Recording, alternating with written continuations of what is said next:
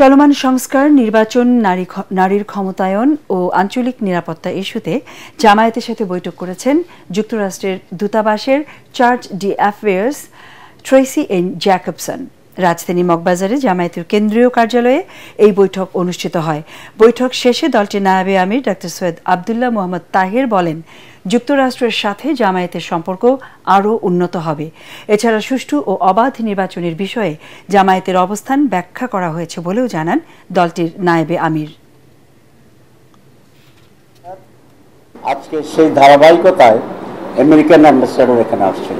উনি বাংলাদেশ সম্পর্কে জানতে চেয়েছেন, বিশেষ করে যে রিফর্মস হচ্ছে সেই রিফর্মসটা কীভাবে হচ্ছে, কীভাবে কনসেনসাসে পৌঁছা যাবে, নির্বাচনের প্রস্তুতি কেমন এবং সিকিউরিটি কোনো থ্রেট আছে কিনা, আমেরিকা বাংলাদেশের বিজনেস এবং ইনভেস্টমেন্টের ব্যাপারে কথা হয়েছে।